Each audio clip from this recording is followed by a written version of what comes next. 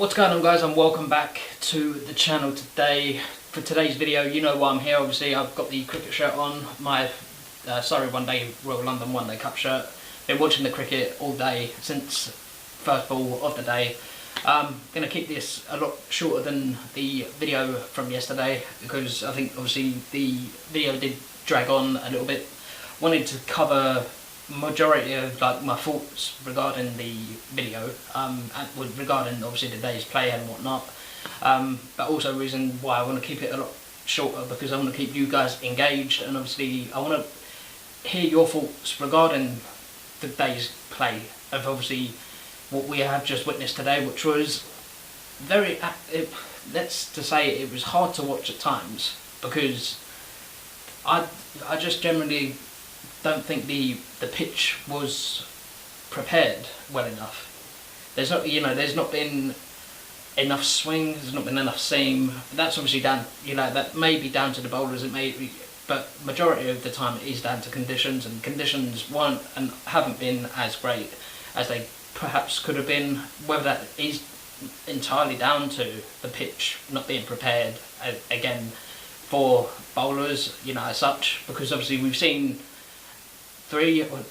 two batsmen bat all the way through, or majority of major sessions, and that being Steve Smith obviously and he batted absolutely amazing today. I can't take that away from him. Obviously I don't like him as a person personally for obviously what happened and whatnot, and that won't ever change, and that does it reverberates to, or it goes on to the other two that were involved.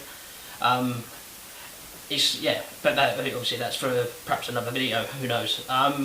The day's play has just finished, so that's why obviously I'm giving you my thoughts on the day's play, which I thought Australia obviously shaded the day. Obviously I think we've done relatively well to contain them to a point, not necessarily the whole day. We've done very well to contain them up until a point, but then it did slip away from us. The 50 partnerships here, the 50 partnerships there, they're at this point in the game, they are crucial, and obviously they will take the game away from you as you let them happen.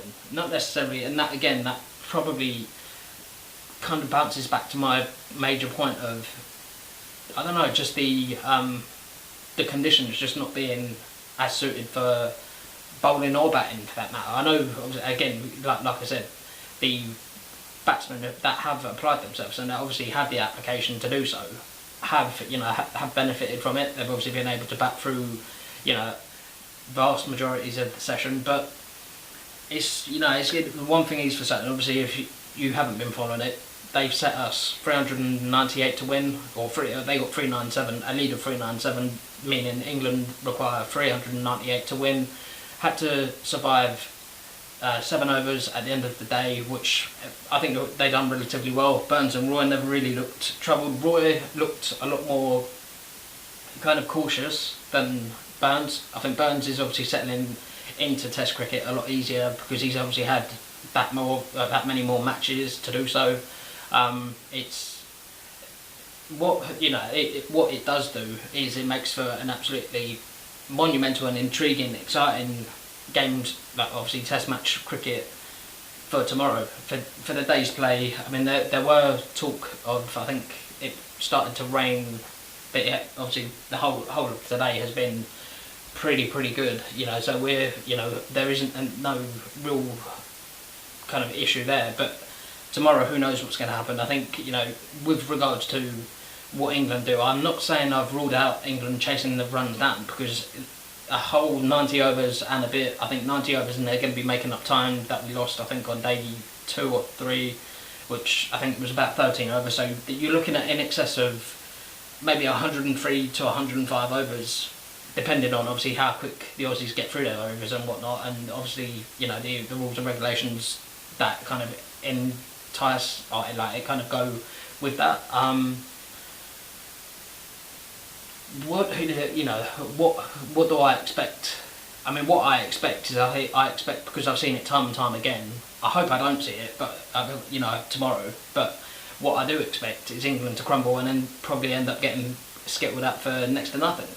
But that's only because of teams gone by, and England teams that have got, been in this position, that have gone by, they have been relatively lacklustre, relatively